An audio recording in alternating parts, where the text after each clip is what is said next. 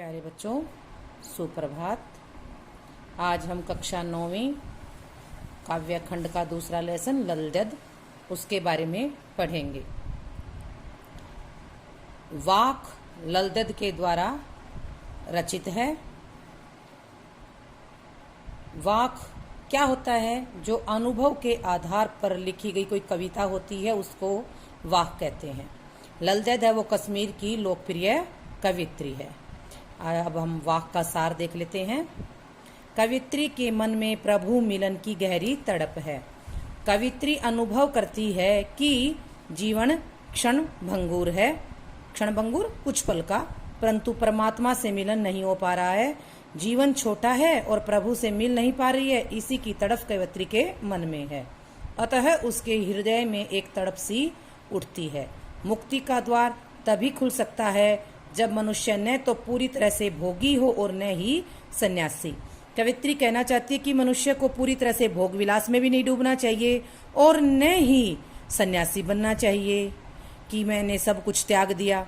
अगर सन्यासी बन जाएंगे तो हमारे मन में अहंकार आएगा और अहंकार है वो हमें प्रभु से मिलन नहीं होने देगा। इसीलिए हमें इन दोनों के बीच का रास्ता है वो अपनाना चाहिए। अगर उसे अपनाएंगे तभी इस संसार से मुक्ति संभव है।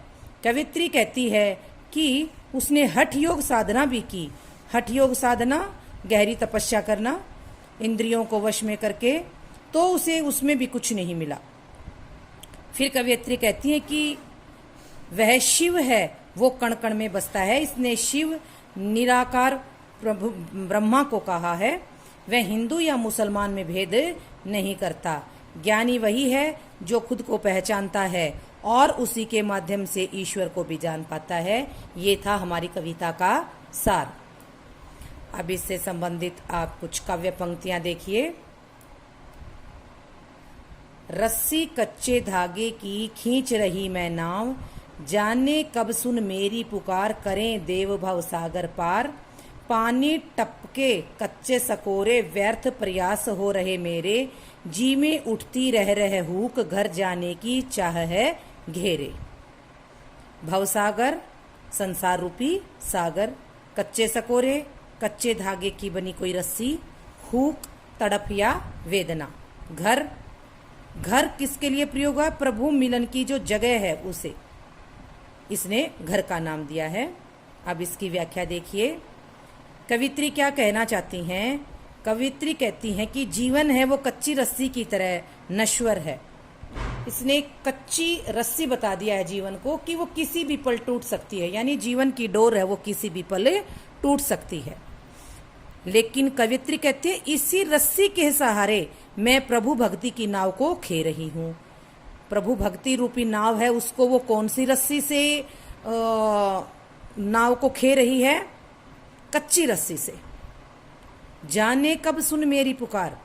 कवित्री कहती कि न जाने परमात्मा कब मेरी पुकार को सुनेंगे, करें देव भव सागर पार, और प्रभु कब मुझे इस संसार रूपी सागर से पार करेंगे, यानी मुझे मुक्ति देंगे। पानी टपके कच्चे सकोरे, कच्चे धागे से बनी रस्सी पर पानी की एक एक बूंद गिर रही है, यानी कि मेरी जिंदगी है वो कम होती जा रही है। समय बीत रहा है, व्यर्थ प्रयास हो रहे मेरे, और मैंने प्रभु से मिलन की जितनी भी कोशिशें की, जितने भी प्रयास किए, वो सब के सब बेकार हो रहे हैं, व्यर्थ जा रहे हैं। जी में उठती रह हुक। परमात्मा से मिलने के लिए मेरे हृदय में रह करके एक तड़प सी उठती है कि न जाने मैं इस जन्म में प्रभु से मिल भी पाऊंगी या नहीं, या मेरी सांसों की डोर है वो टूट जाएगी। घर जाने की चाह है घेरे, मेरे प्रभु से मेरा मिलन कब होगा, कब मैं परमात्मा के लोक में जा पाऊंगी, कब प्रभु से मेरा मिलन होगा। अब इससे संबंधित, इस काव्य पंक्तियों से संबंधित आपको कुछ प्रश्न भेजूंगी और आप उनके आंसर अपनी कॉपी में लिखेंगे। दूसरी काव्य पंक्तियां देखिए। खा खा कर कुछ पाएगा नहीं, न खाकर बनेगा अहंकारी। सम खा तभी होगा संभावी, खुलेगी सांकल बंद द्वार की। अहंकारी घमंडी, सम आंतरिक और बाह्य इंद्रियों के ऊपर नियंत्रण, दोनों के बीच का रास्ता। संभावी समान भाव रखने वाला, सांकल कुंडी। कवित्री क्या कहती हैं कि हे मानव, तू सांसारिक भोगों में लिप्त मत हो, तू उसमें लीन मत हो, क्योंकि भोग विलास से तुझे कुछ भी प्राप्त नहीं होगा, प्रभु की प्राप्ति नहीं होगी। न खाकर बनेगा अहंकारी, और अगर तू खाना छोड़ देगा, खाना छोड़ करके तपस्वी बनेगा, तो तेरे मन में अहंकार आएगा, और अहंकार है वो प्रभु से तेरा मिलन नहीं होने देगा।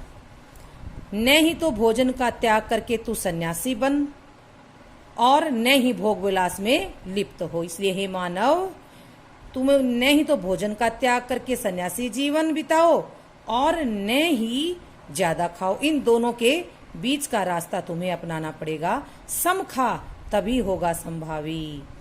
अगर तुम सन्यासी बनोगे तो अहंकार होगा। इसलिए हे मानव, तू भोग और त्याग के बीच के रास्ते को अपनाओ, बीच के रास्ते को अपनाओ, और अपनी इंद्रियों पर संयम रखो।